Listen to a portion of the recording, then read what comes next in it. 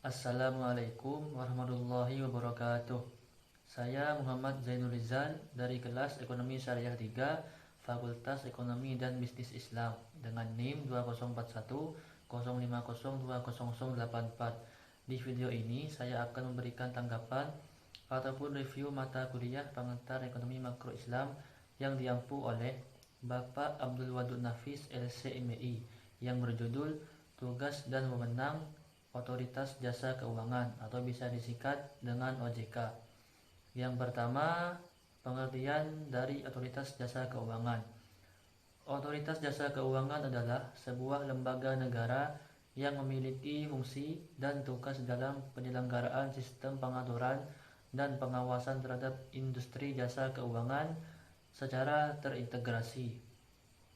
Dalam pengawasan OJK, diantaranya adalah perbankan, pasar modal, asuransi, dana pensiun, lembaga pembiayaan, dan beberapa lembaga jasa keuangan lainnya.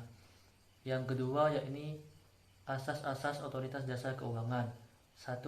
Asas independensi, artinya otoritas jasa keuangan ini melaksanakan tugasnya sesuai dengan peraturan dan perundang-undangan yang ada. 2. Asas kepastian hukum, yang artinya bahwa otoritas jasa keuangan ini bekerja sesuai peraturan yang telah ditetapkan oleh pemerintah. 3. Asas kepentingan umum. 4. Asas keterbukaan.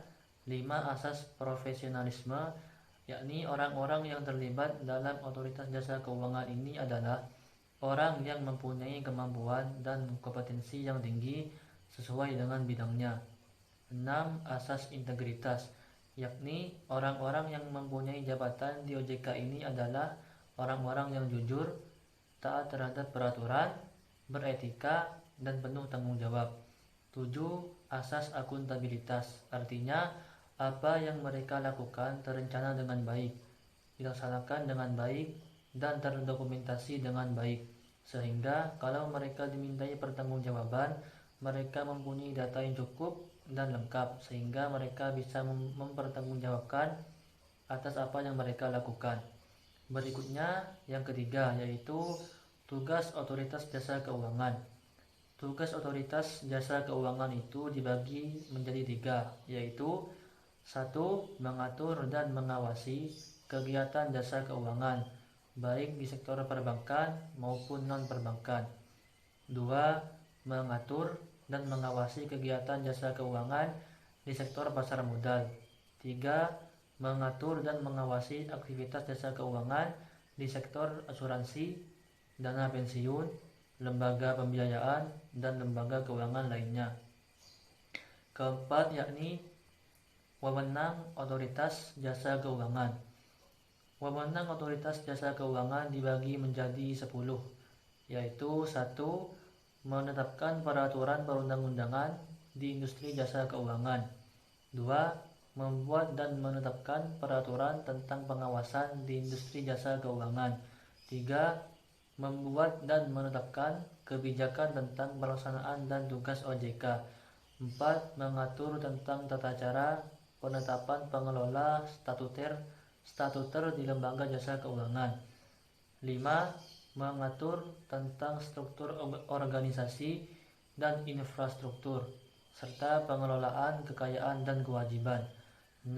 Membuat dan menetapkan peraturan tentang tata cara pemberian sanksi berdasarkan peraturan perundang-undangan yang berlaku di sektor jasa keuangan. 7. Membuat dan menetapkan kebijakan mengenai tata cara pengawasan terhadap industri jasa keuangan. 8.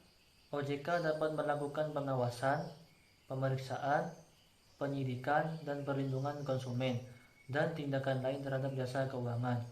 9. Memberikan sanksi administratif kepada pihak yang melanggar peraturan perundang-undangan di sektor jasa keuangan. 10. OJK berwenang memberikan atau mencabut izin usaha, pengesahan, dan penetapan lain dalam peraturan perundang-undangan di sektor jasa keuangan. Sekian video review dari saya, kurang lebihnya mohon maaf. Wassalamualaikum warahmatullahi wabarakatuh.